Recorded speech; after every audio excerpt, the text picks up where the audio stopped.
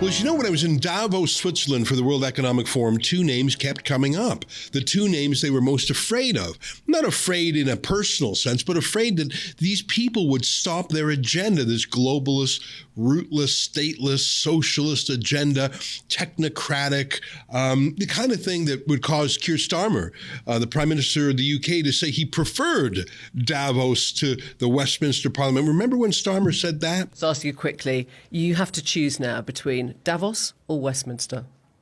Davos. Well, the enemy of Davos, according to the Davosians, these are the World Economic Forum people, was number one, most obviously, Donald Trump.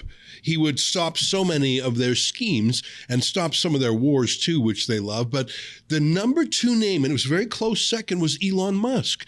Now, Elon Musk is a great industrialist, a great entrepreneur, a dreamer, a visionary, a futurist. I mean, my gosh, the man wants to colonize Mars. That's the kind of sort of crazy utopian schemes that they normally love at the World Economic Forum. But the fact that Elon Musk believes, or at least says he believes, and it seems to be true, in freedom and using Twitter to free once censored people, that irritated them in a very deep way. And there was a link between the two. You felt it when they talked about Trump, that Elon Musk was rehabilitating him and his supporters. It was very interesting.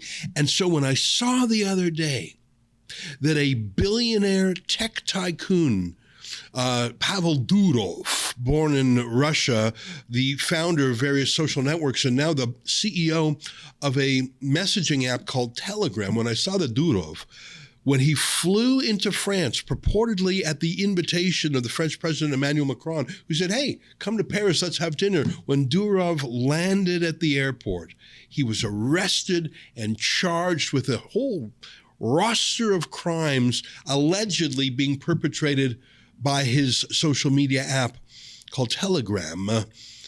And all I could think of was that is a test drive. That is a dress rehearsal for the big game. They would, if they could, and they might, do that to Elon Musk himself. Joining us now to talk about this and so many other social media things is a man who probably knows more about about internet freedom rather than anyone else I've ever met. Someone who's been studying internet freedom and the loss of it at the hands of government and by woke entries in those corporations themselves. You know who I'm talking about. His name is Alan Bokhari. He's the managing director of the Foundation for Freedom Online, and we're just so happy to have him back as a guest today. Alan, great to see you again.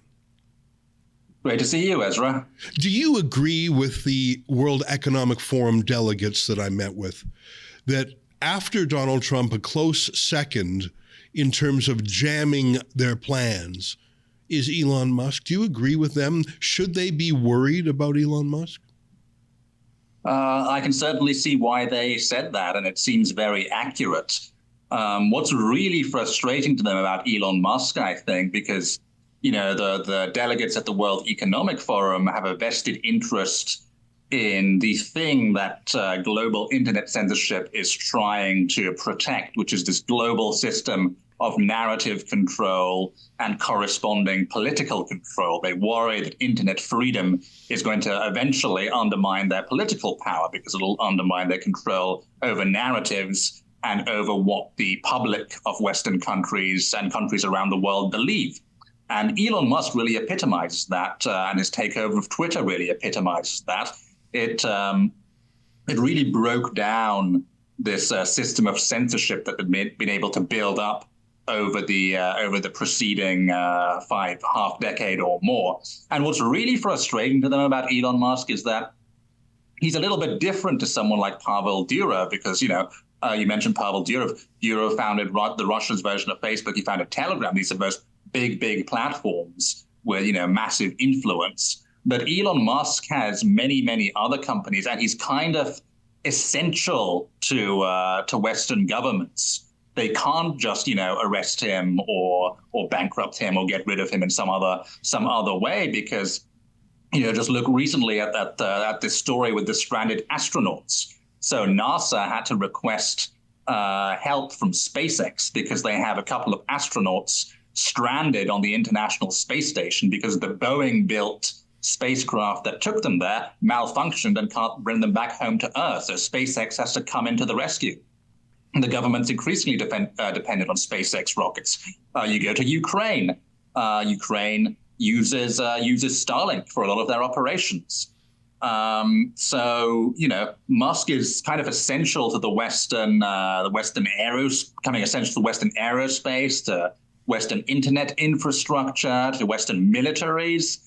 And so even though the deep state and the governments of the West hate him for bringing free speech back to the people and threatening the basis of their political power, they also need him because he's shoring up their military power. And he's succeeding where, older companies like Boeing are failing. So, on the one hand, he's this massive threat to them. On the other hand, they still need him. That is such a good point. I hadn't heard it expressed until you said it here. I mean, Durov is an interesting personality. He's sort of a brooding guy, but he's an innovator, of course. But he feels like sort of almost like a Lone Ranger.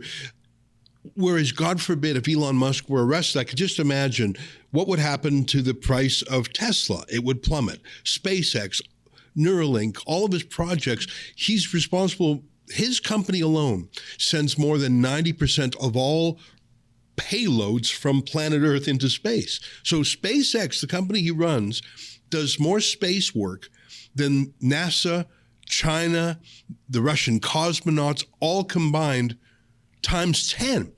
And he has, Starlink is the name of his civilian system, but he has a military system that he's putting up there just as quickly. I forget the name of it right now, but it's military. And so you can't take him out. He really is an essential man. They say the graveyards are full of irreplaceable men, but I think that Elon Musk might be the closest thing we have to that. You would see the New York Stock Exchange tank. You would see, and he has a lot of friends that he's made very wealthy along the way. I don't think there's actually another person in history who has created more wealth for others than he has. That's a very good point. So in that, I'm not going to say he's untouchable, but I don't know. Why do you think they went after Durov this way? It said, if you look at the official rap sheet, they say, well, you're allowing drug trafficking, you're allowing human trafficking, you're allowing other crimes, you're not disclosing all that. I suppose in a technical sense, that's probably true, just like cell phone companies are letting people commit crimes on the phone. And, just like the post office lets you commit crimes if you write mean letters. I mean, I suppose any platform allows crimes to happen on it. You don't generally charge the owner of Apple with crime for what's done on their phones. Am I right? That's correct. And this is what liability exemptions for social media platforms and online websites are supposed to protect them from. It's obviously ridiculous to say that, a phone line is responsible for someone using the phones to commit a crime.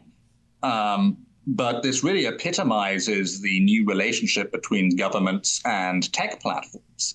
After 2016 and right up to, say, 2021, 2022, there was this extraordinary pressure that Silicon Valley really succumbed to from the deep state, from their allies in the NGO media complex, and the advertising industry, which Silicon Valley is quite dependent on, to force them to censor their platforms, and in particular to censor the 2020 presidential election.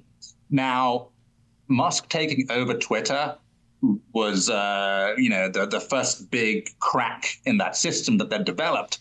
But now we're seeing more and more people in Silicon Valley coming out and saying, we don't support, these government demands for censorship. We were even tricked by the government. You had Facebook's Mark Zuckerberg telling the Judiciary Committee recently that the FBI told him that the Hunter Biden laptop story was going to be a Russian hoax, and that was obviously a complete lie. So I think many in Silicon Valley feel that they were hoodwinked by the deep state and its allies, that they were unduly pressured by it, as well as the media and advertisers and so on, that they were forced to do things they really didn't want to do.